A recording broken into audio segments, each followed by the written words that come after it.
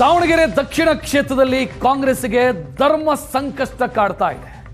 ಮುಸಲ್ಮಾನರಿಗೆ ticket ಕೊಡಲಿಲ್ಲ ಕಾಂಗ್ರೆಸ್ ಅನ್ನೋ ಕಾರಣಕ್ಕಾಗಿ ಅಲ್ಲಿ ಬಂಡಾಯದ ಬಾವುಟಗಳು ಕಾಣಿಸ್ತಾ ಇರೋದು. ಮುಸ್ಲಿಂ ಸಮುದಾಯಕ್ಕೆ ಸೇರಿದಂತ ಹಲವು ಮಂದಿ ನಾಮಪತ್ರ ಸಲ್ಲಿಸಿದ್ದಾರೆ, ಇನ್ಕ್ಲೂಡಿಂಗ್ ಸಾದಿಕ್ ಪೈಲ್ವಾನ್. ಒಟ್ಟು 24 ಮಂದಿ ಅಲ್ಪಸಂಖ್ಯಾತ ಸಮುದಾಯದ ಅಭ್ಯರ್ಥಿಗಳು ನಾಮಪತ್ರ ಸಲ್ಲಿಸಿರೋದು. ಅಲ್ಪಸಂಖ್ಯಾತ ಸಮುದಾಯವನ್ನು ಮನವೊಲಿಸೋದೇ ಕಾಂಗ್ರೆಸ್ಗೆ ಸವಾಲಾಗಿದೆ. ಒಟ್ಟು 38 ಅಭ್ಯರ್ಥಿಗಳು ನಾಮಪತ್ರ ಸಲ್ಲಿಸಿದ್ದಾರೆ. ಅದರಲ್ಲಿ 24 ಮಂದಿ ಅಲ್ಪಸಂಖ್ಯಾತ ಸಮುದಾಯಕ್ಕೆ ಸೇರಿದರು. ಸಾದಿಕ್ ಪೈಲ್ವಾನ್ ಅವರು ಕೂಡ ಕಾಂಗ್ರೆಸ್ನ ಬಂಡಾಯ ಅಭ್ಯರ್ಥಿಯಾಗಿ ಕಣದಲ್ಲಿದ್ದಾರೆ. ಎಸ್ಡಿಪಿಐ ಅಭ್ಯರ್ಥಿಯಾಗಿ ಅಫ್ಸರ್ ಕೋಡ್ಲಿಪೇಟೆ, ಇವರನ್ನ ಸೇರಿ ಒಟ್ಟು 24 ಮಂದಿ. ಇಬ್ಬರು ಪ್ರಮುಖರು ಅಂದ್ರೆ ಒಬ್ರು ಸಾದಿಕ್ ಪೈಲ್ವಾನ್, ಇನ್ನೊಬ್ರು ಅಫ್ಸರ್ ಕೋಡ್ಲಿಪೇಟೆ. ಈ ಇಬ್ಬರ ಜೊತೆಗೆ ಇನ್ನೂ 22 ಮಂದಿ, ಒಟ್ಟು 24 ಮಂದಿ ಮೈನಾರಿಟಿ ಅಲ್ಪಸಂಖ್ಯಾತ ಸಮುದಾಯಕ್ಕೆ ಸೇರಿದಂತ ಅಭ್ಯರ್ಥಿಗಳು. ಅಲ್ಪಸಂಖ್ಯಾತ ಅಥವಾ ಪರ್ಟಿಕ್ಯುಲರ್ ಆಗಿ ಮುಸ್ಲಿಂ ಸಮುದಾಯಕ್ಕೆ ಸೇರಿದಂತ 70,000ಕ್ಕೂ ಅಧಿಕ ಮತಗಳು ಈ ಕ್ಷೇತ್ರದಲ್ಲಿದ್ದಾವೆ.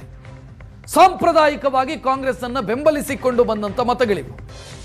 ಮತಗಳ ವಿಭಜನೆಯಾದರೆ ದೊಡ್ಡ ಪ್ರಮಾಣದಲ್ಲಿ ಕಾಂಗ್ರೆಸ್ಗೆ ಸಮಸ್ಯೆ ಆಗುತ್ತೆ, ಸಮರ್ಥವರಿಗೆ ಸಮಸ್ಯೆ ಆಗುತ್ತೆ ಅನ್ನೋದು ಕಾಂಗ್ರೆಸ್ಗಿರುವಂಥ ಆತಂಕ. ಹೇಗಾದರೂ ಮಾಡಿ ನಾಮಪತ್ರವನ್ನು ವಾಪಸ್ ಪಡೆಯುವಂತೆ ಮಾಡಬೇಕು. 26ನೇ ತಾರೀಕು ನಾಮಪತ್ರ ವಾಪಸ್ ಪಡೆಯೋದಕ್ಕೆ ಕೊನೆಯ ದಿನ. 26ರ ಸಂಜೆಯ ಒಳಗಾಗಿ ನಾಮಪತ್ರವನ್ನು ವಾಪಸ್ ಪಡಿಬೇಕು. ಆ ಪ್ರಯತ್ನದಲ್ಲಿ ಕಾಂಗ್ರೆಸ್ ಇದೆ. ಈಗ 24 ಮಂದಿಯ ನಾಮಪತ್ರವನ್ನು ಕೂಡ ವಾಪಸ್ ಪಡಿಸೋದು ಹೇಗೆ ಅನ್ನೋ ಯೋಚನೆಯಲ್ಲಿದೆ. ಎಸ್ಡಿಪಿಐ ಅಭ್ಯರ್ಥಿ ಸ್ಪಷ್ಟವಾಗಿ ಹೇಳಿದ್ದಾರೆ, ನಾನು ಕಣದಿಂದ ಹಿಂದಕ್ಕೆ ಸರಿಯಲ್ಲ ಅಂತ ಸುವರ್ಣ ನ್ಯೂಸ್ ಜೊತೆಗೆ ಮಾತನಾಡ್ತಾ ಹೇಳಿದರು.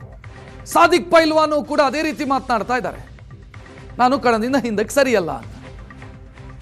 ಸೊ ಏನಾಗತ್ತೆ ಅನ್ನೋದು ಸದ್ಯಕ್ಕಿರುವಂಥ ಪ್ರಶ್ನೆ. ಮುಸ್ಲಿಂ ವೋಟ್ ಬ್ಯಾಂಕ್ ಅನ್ನು ನಂಬಿಕೊಂಡು ಎಲೆಕ್ಷನ್ ಮಾಡೋದಕ್ಕೆ ಹೊರಟಿರುವಂಥ ಕಾಂಗ್ರೆಸ್ಸಿಗೆ ಈಗ ಮುಸ್ಲಿಂ ವೋಟ್ ಬ್ಯಾಂಕ್ಗೆ ಸಮಸ್ಯೆಯಾಗಿ ಕಾಡ್ತಾ ಇದೆ.